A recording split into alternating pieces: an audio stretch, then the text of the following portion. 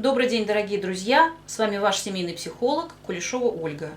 И сегодня мы с вами поговорим о методе скрытого примера. Метод скрытого примера – ваше сильное оружие в борьбе с нежелательным поведением ребенка. Почему воспитание ребенка на деле оказывается намного труднее, чем можно себе представить? Вроде и в семье у вас все как надо, и вы, и муж стараетесь служить положительным примером, объясняете, что хорошо и что плохо, следите за успеваемостью. А нет, да и выкинет ваше чадо какой-нибудь фокус, рождающий в вашем воображении мрачные картины будущих проблем с законом, с алкоголем, с наркотиками. И вы снова и снова спрашиваете себя, откуда в нем это, почему ваш ребенок не такой, каким вы хотите или стараетесь его воспитать. А все очень просто, потому что вы не единственный воспитатель в его жизни. Приходит время, и окружение, друзья, телевидение начинают влиять на поступки ребенка больше, чем семья. И этого не избежать. Изолировать его невозможно, да и не нужно. Ведь люди являются людьми, в смысле их отличия от животных, потому что животные взаимодействуют в сложном образовании под названием общество. Ваш ребенок тоже должен взаимодействовать с социумом и поэтому быть адаптированным к нему. То, что действительно от вас требуется, это всеми силами стараться нейтрализовать негативный компонент воздействия окружения, неизбежно возникающий при входе маленького человека в такие социальные образования, как, например, детский сад, школа, круг друзей.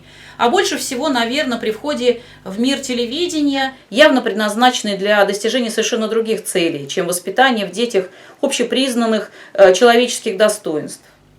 Противодействовать этому бывает сложно, но это то, на что действительно стоит не жалеть сил, даже больше, чем на обеспечение его будущего материального благополучия.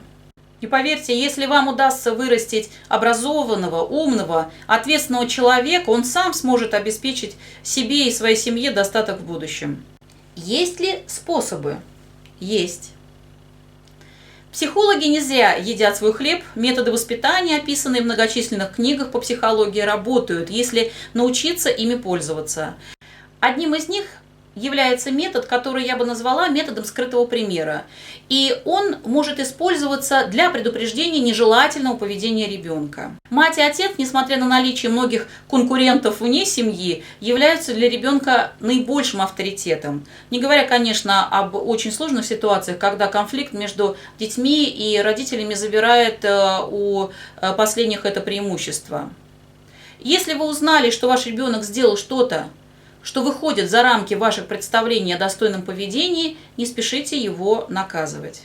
Расскажите при каком-то удобном случае мужу, маме, соседке, в присутствии ребенка схожую ситуацию с другими участниками, выразив при этом свое суждение. Например, ты знаешь, сегодня видела, как Катя из 50-й квартиры нагрубила нашему консьержу.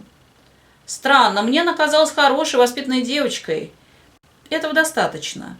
Главное не переиграть, потому что дети, как никто другой, способны чувствовать и распознавать фальшь.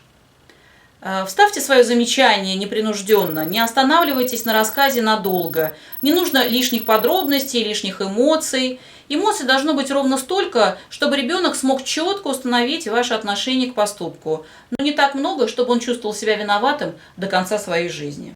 Я много раз убеждалась в эффективности этого метода в ситуациях и со своими детьми. Думаю, если вы постараетесь, то тоже непременно вспомните случай в своей жизни, когда важный для вас человек с осуждением рассказывал о чьем-то поступке, и вам стало неприятно и стыдно за то, что вы тоже поступали подобным образом.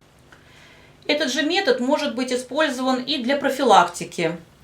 Как будто невзначай сказанное: «Сашенька такой милый мальчик, каждый день вижу, как он встречает Алису с работы, чтобы помочь нести сумку с ноутбуком», может навсегда остаться в памяти вашего сына и изменить его отношение к помощи вам, бабушке или будущей, например, жене.